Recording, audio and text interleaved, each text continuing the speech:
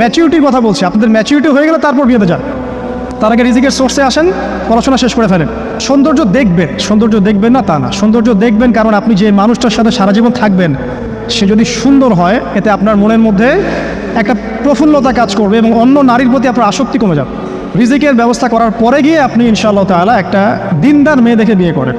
মনে করেন এমন একটা মেয়ে নিয়ে আসলেন যে মেয়ে কখনো কফি শপে বসে কফি খায়নি, কথার কথা বলছে, ফ্রাইড রাইস, চিকেন ফ্রাই কি, থাই স্যুপ কি এরা জানে না। কারণ বিয়ের পরে যদি আপনি ওকে নিয়ে ওখানে যান তো সে আপনাকে রাত্রেবেলা ঝগড়াও করতে পারে, এত টাকা খরচ করা কি দরকার ছিল। তো পরিবেশ একটা ফ্যাক্ট। পড়াশোনা যা করার বিয়ের আগে করে ফেলেন, কারণ বিয়ের পরে স্টুডেন্ট লাইফে আপনি যেমন করে পড়াশোনা করছেন এভাবে পড়াশোনা করার সৌভাগ্য নাও হতে পারে। তখন ব্যস্ততা আসবে, দায়িত্ব বাড়বে, রিজিকের টেনশন থাকবে, একটা চাপ থাকবে, অলওয়েজ একটা মানসিক চাপ থাকবে। পড়াশোনার জন্য একটা সুস্থ এবং দুশ্চিন্তামুক্ত মাথা দরকার, যেটা আপনাদের এখন আছে। ইসলামের বেসিক সব পড়াশোনা, আকিদা, হাদিস, সিরাত, তারপর ইসলামের ইতিহাস, কোরআন, তাফসির, এগুলো এখনই পড়ে ফেলেন। বিয়ের পরে আপনি এত বেশি সময় হয়তো দিতে পারবেন না যতটা এখন পারবেন, এটা প্রথম কথা। দ্বিতীয় কথা হচ্ছে প্রস্তুতির জন্যে রিজিকের কোনো একটা সোর্স তালাশ করতে হবে, হোক সেটা কৃষিকাজ, হোক সেটা ব্যবসা বা সরকারি কোনো চাকরি বা বেসরকারি কোনো জব, যেটাই হোক না কেন হালাল কোনো রিজিকের সোর্স তালাশ করবেন, তারপর বিয়েতে যান। যদিও বা বিয়ে করার পরে আল্লাহ পাক রিজিক দিবেন, এটা আল্লাহর প্রতিশ্রুতি, কিন্তু রিজিকের একটা সোর্স না থেকে যদি বিয়ে করতে যান তখন আপনি আপনার গায়রতটা হারিয়ে ফেলতে পারেন। গায়রত কী জিনিস? পুরুষত্ব, ব্যক্তিত্ব। টাকার জন্য যখনই আপনি কারো কাছে মুখাপেক্ষী থাকবেন তখনই সে সুযোগ পেলে আপনাকে দুইটা কথা শোনাই দেবে, হোক সে আপনার শ্বশুর, হোক সে আপনার বাবা, হোক সে আপনার বন্ধু বা যে কেউ।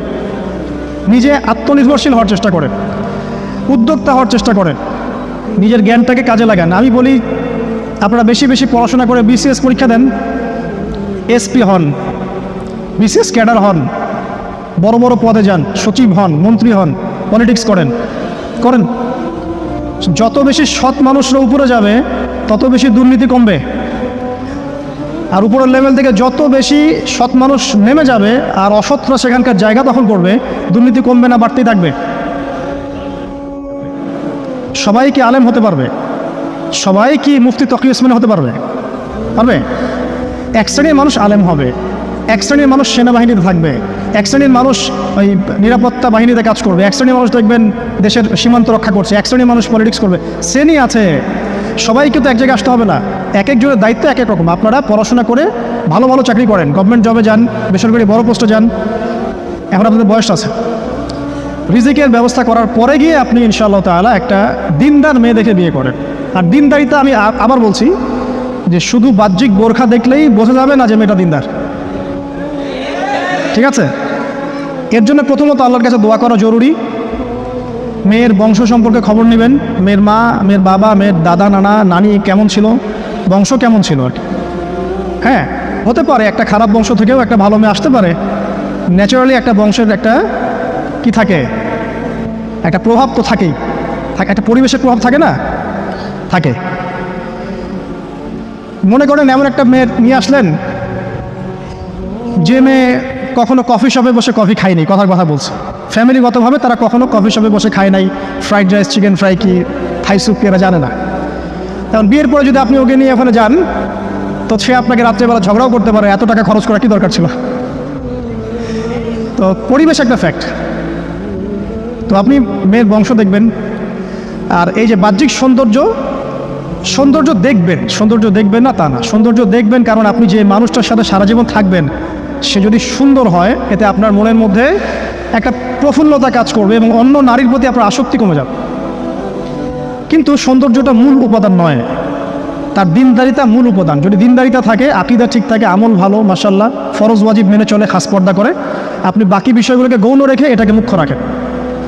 এগুলো মূল প্রস্তুতি। আরেকটা প্রস্তুতি বললে অনেক বলা যায়। একটা বলছি যে আপনি নিজে পবিত্র থাকার চেষ্টা করেন, আল্লাহ পাক আপনাকে পবিত্র স্ত্রী দিবেন ইনশাআল্লাহ। আপনি যদি অপবিত্র হয়ে যান, মনে রাখবেন আল্লাহ পাক কিন্তু আহকামুল হাকিমিন, বিচারক আল্লাহ পাক সেরা বিচারক।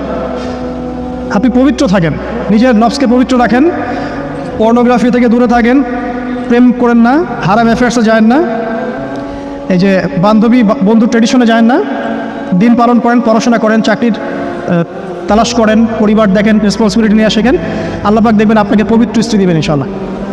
আর যদি একটা মনের মতো মেয়ে কখনো পেয়ে যান জীবনে, তখন ডানে বামে আর তাকাতে যাবেন না সারা জীবন। একটা মনের মতো যদি মেয়ে পেয়ে যান সারা জীবন, আপনার মনের মতো সব দিক থেকে, তাহলে ডানে বামে আর দেখতে যাবেন না। জীবনটা ছোট, এখানে কাটিয়ে দিবেন ইনশাআল্লাহ। কারণ অনেক বিষয় আছে ইসলামে ঠিকই, কিন্তু এগুলো রেসপন্সিবিলিটি পালন করা খুব ডিফিকাল্ট। ঠিক আছে, আল্লাহ পাক আমাদেরকে বোঝার তৌফিক দান করুন, আমিন।